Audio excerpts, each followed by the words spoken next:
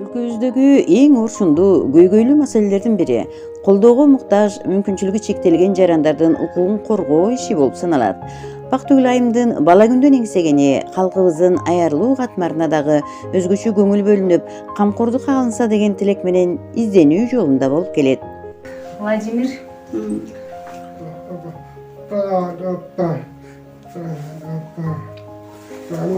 Владимирович 30 жашка чыгып калды.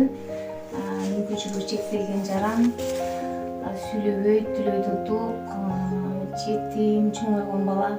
Азыркы күндө биздин Бишкек шаардык паркында, мэрияга караштуу паркында кызматкер болуп иштеп атат. Эми бул балабыздын өтө көйгөйлүү маселеси болгон учурда мага кайрылган, биздин Ук мени деген кайрымдуулук фондубузга, анан жеке өзүмө кайрылган. Анткени 3000 сом пенсия менен жашашат. Бул дайым мүмкүнчүлүгү чектелген балдарыбыз.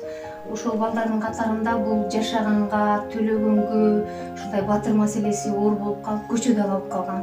Ата энеси жок, бир туугандары болбогондуктан, ушу бизге кайрылгандыктан ушу Көптөн бери жашайбы Бишкекте? бул жерде уже 1 жыл болуп калды ошо.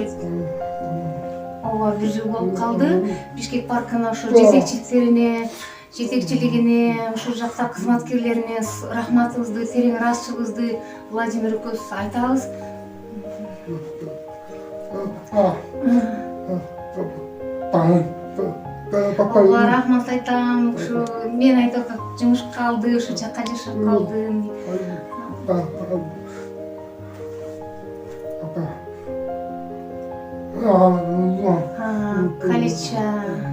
Калича Омуралиева Кусейновна ошол жетекчиси Бишкек паркка жумушка алды. Бир эле бул Владимирди алган жок, дагы үй бүлөлүү, жаш, ушундай мүмкүнчүлүгү чектелген биздин майып адамдарыбыз бар, ошолорду жумушка алган. Алар эмне кылышат? Алар ушул паркты тазалайт, парктын ичиндеги эмне жумуштар болсо ошолордун баардыгын жетекчиси айтса, ошо жумуштардын баардыгын жакшынакай жасап. Айлык маена төлөп беришеби? Айлык маена аларга Канчадан беришет? 15тен 18-19га чейин барат. Эми бул баягы мен туура так айта албайм, бирок ошондой алат деп уккам. Жашаган үйү жок, көчөдө калган.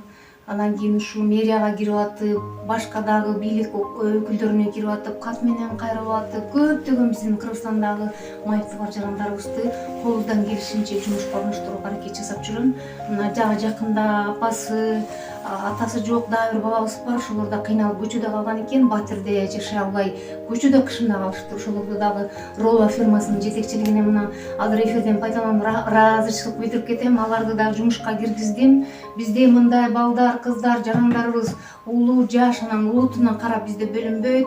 Орусу, өзбеги, уйгуру, кыргыздар көптөгөн, Ошта дагы, Жалал Абад, Талас, Баткен, биз ушундай көпчүлүк мүмкүнчүлүгү чектелген жарандарыбызды колубуздан, мүмкүнчүлүгүбүздүн жетишине жараша ушундай жумуш менен камсыз кылуунун үстүндө жүрөм.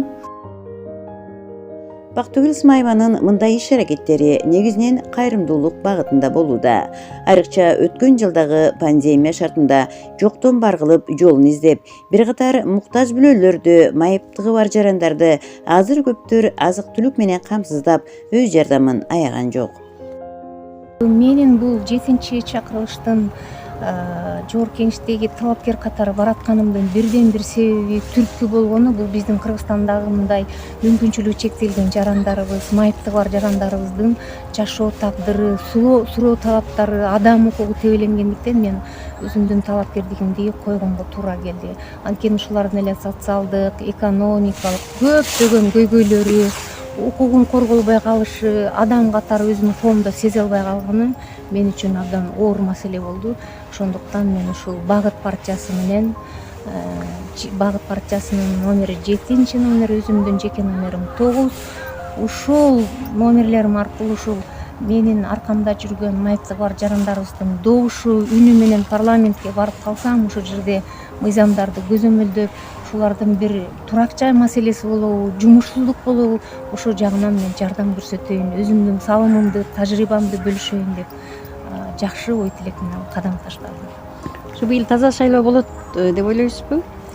Эми мунун баары элдин колунда. Азыр бир Кудайым, анан элдин карапайым элдин колунда. Эгерде эл дагы эле алданып, баягыдай мурункудай шарттарга макул болуп, көнүп, алдана берсек, добуштарын сата берсе, анда мурункудай эле көйгөй болот деп ойлойм да. Ошондуктан келиңиздер, кыргыз элим, калың журтум, кыргызстандыктар, Кыргызстандын жарандары, замандаштарыбыз 28 ноябрда үнүңүздөрдү, добушуңуздарды туура тандоого чакырам. Багыт партиясы 7 номерде, менин жеке номерим 19 номер. Азыркы этапта номер 7 катарда турган Багыт саясий партиясынын атынан Жогорку Кеңештин депутаттыгына талапкер болуп катталган каарманыбыз шайлоочулар менен жолугушуп, эл аралап жүргөн чагы. Багыт партиясынан баратканымдын себеби бизде Кыргызстанда адам укугу абдан тебеленип келет. Ушул адам укугу тебеленүүдө айрыкча биздин аз камсыз үй бүлөлөр, жалгыз бой энелер, майыптыгы бар жарандарыбыз өз укугун коргой албай келет. Буга чейинки мен өзүмдүн программамда ушул Багыт партиясы аркылуу ушул эл менен, бийликтин ортосундагы карапайым эл менен ушул адам укугу тебеленип аткан жарандарыбыздын ортосунда парламенттин трибунасы аркылуу көпүрө болуп берейин жана ушул мыйзамдарды туура так иштешине көзөмөлдөө үчүн баратам. Алдыдагы көптөгөн максаттарым бар жана буга чейин дагы биздин Кыргызстандагы мүмкүнчүлүгү чектелген майыптыгы бар жарандарыбыздын укугун коргоодо жана аларды жумушсуздукту жоюу менен ишке орноштуруу, билим тарбия, билим берүү тармагында социалдык жана экономикалык жактан көптөгөн маселелерди чечүүнүн үстүндө иштеп келатам. Чындыгында эле эл болгон үчүн мамлекет бар экендигин эске алсак, эң omолу эл турмушун жакшыртууга, айрыкча колдоого муктаж жарандардын абалын көтөрүү милдети турат. Мындай көйгөйлүү маселелерди көтөрүү багытында иш алып барып жаткан Багыт саясий партиясынын программасынын негизги бөлүгүн түзөөрүн белгилей кетели.